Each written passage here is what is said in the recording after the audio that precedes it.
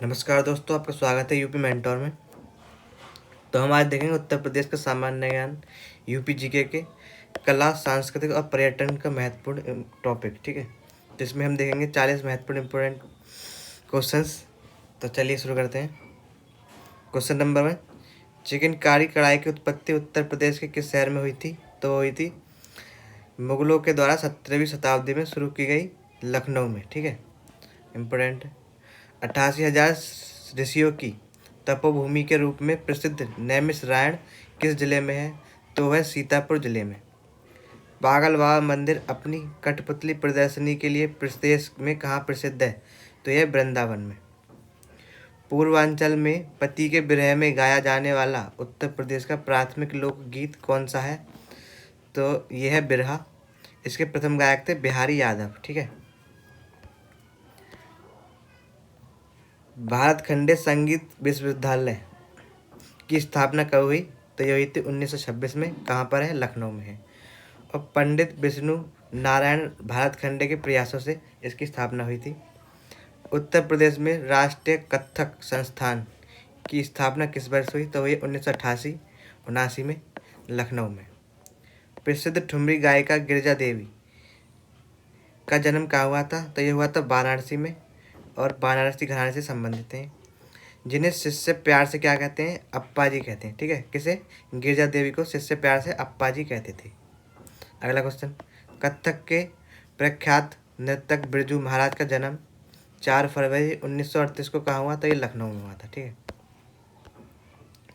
अब देखते हैं क्वेश्चन नंबर 9, 108 दीपों के साथ किया जाने वाला चरकुला लोक नृत्य किस क्षेत्र से संबंधित है? वो ब्रज क्षेत्र से संबंधित है। किस नृत्य को गुजरात का डांडिया भी कहा जाता है? तो वह पाई डंडा, जो कि बुंदेलखंड में किया जाता है। कार्तिक लोक नृत्य का संबंध उत्तर प्रदेश के किस क्षेत्र से है? तो कार्तिक कहाँ पर किया जाता है? बुंदेलखंड में किया जाता है। लोरिक और चंदा की प्रेम कथा पर आधारित 14वीं शताब्दी की सूफी कृति चंदायन के लेखक कौन है? तो वह मुल्ला दाऊद। ठीक है, इंपॉर्टेंट क्वेश्चन है, पूछा गया है कई बार। फिर है प्रसिद्ध चौखंडी स्तूप उत्तर प्रदेश में कहाँ स्थित है? तो ये कहाँ पर है? तो ये चौखंडी स्तूप सारनाथ में स्थित है। सारनाथ का वाराणसी में। ठीक है। रामभर स्तूप कहाँ अवस्थित है? तो कहाँ पर है? ये रामभर स्तूप कुशीनगर में है, जहाँ गौतम बुद्ध का अंतिम संस्कार हुआ था। ठीक है, कहाँ पर? रामभर स्तूप में। 1784 ईस्वी में नवाब आसफ उद्दौला द्वारा निर्मित रूमी दरवाज़ा, ठीक है, इसे तुर्किश गेट भी कहते हैं, ये कहाँ पर है?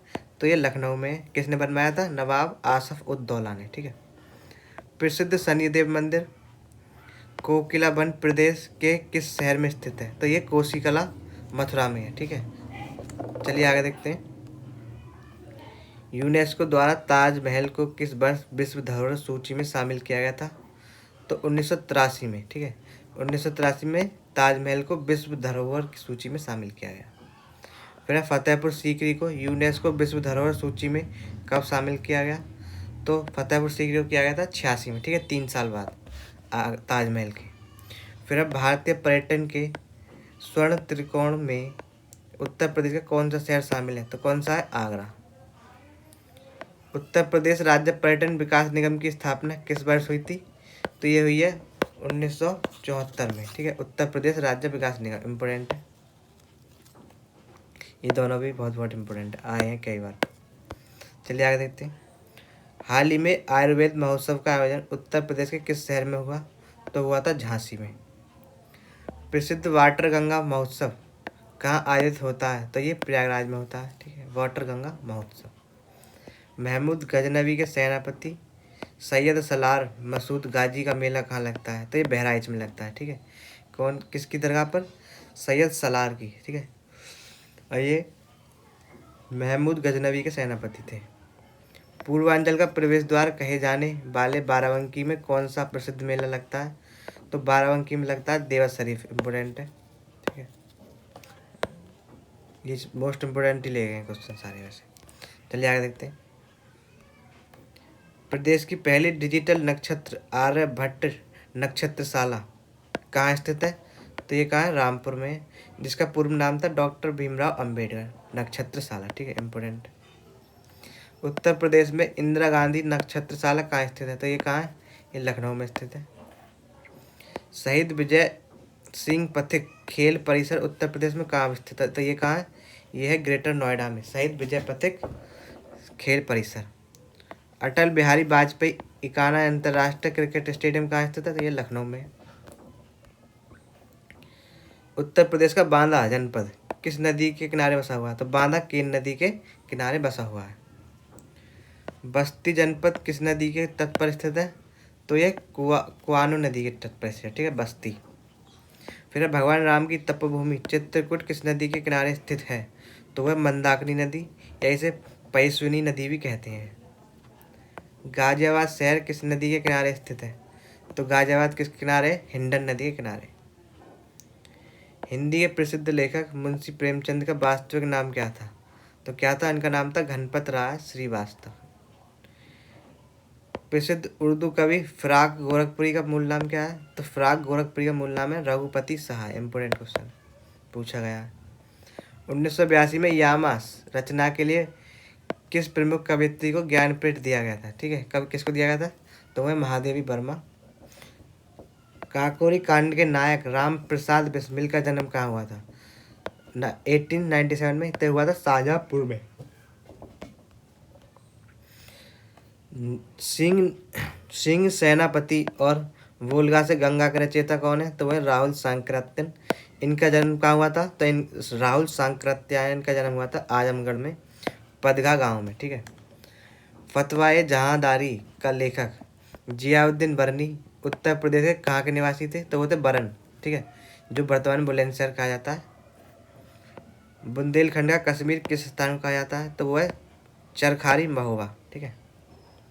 चलिए आगे देखते हैं। 1924 में हिंदुस्तान रिपब्लिकन एसोसिएशन HRA की स्थापना कहाँ हुई थी? तो वो हुई थी कानपुर में। इंपोर्टेंट क्वेश्चन है। तो हमारे यहाँ पे 40 इंपोर्टेंट क्वेश्चन हो चुके हैं। तो अब आगे देखते हैं हम महत्वपूर्ण पर्यटन क्षेत्र, ठीक है। तो बौद्ध परिपथ में कौन कौन से क्षेत्र आते हैं? तो इसमें आता सारनाथ, जहाँ बौद्ध गौतम बुद्ध ने पहला उपदेश दिया था, ठीक है। फिर है कुशीनगर, महापरिनिर्वाण स्थल, रामभर स्तूप यहीं पर है। फिर है संकिसा, स्वर्ग से अवतरित स्थल कहा जाता है इसे। फिर है श्रावस्ती, सर्वाधिक उपदेश कहाँ दिए गए बौद्ध गौतम बुद्ध के द्वारा? श्रावस्ती में। कपिलवस्तु, बुद्ध का प्रारंभिक जीवन यहीं पर बीता था। तो बौद्ध परिपथ में सारनाथ, कुशीनगर, संकिसा, श्रावस्ती और कपिलवस्तु ये सारे स्थल आते हैं, ठीक है। फिर देखते हैं, एक है बुंदेलखंड परिपथ, जो कि बिट्ठूर, इसमें आता है बिट्ठूर, जो कि वाल्मीकि का आश्रम है, वाल्मीकि जी का। फिर है चित्रकूट, यहाँ वनवास का मुख्य स्थल।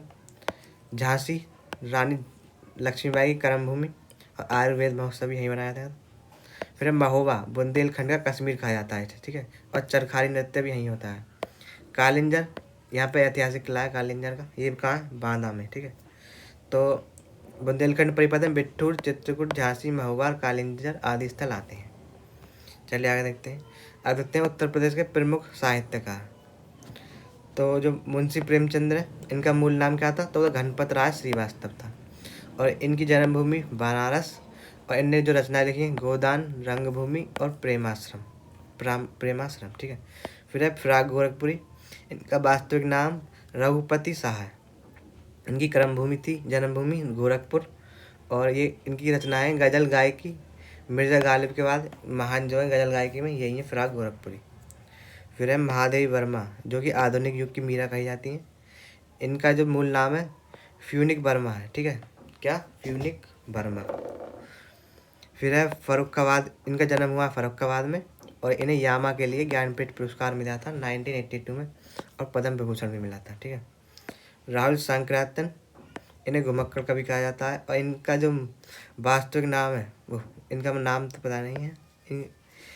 इनकी जन्मभूमि है वो आजमगढ़, ठीक है, और इनकी रचनाएं बोलगंगा से गंगा और सिंह सेनापति, ठीक है, इम्पोर्टेंट है।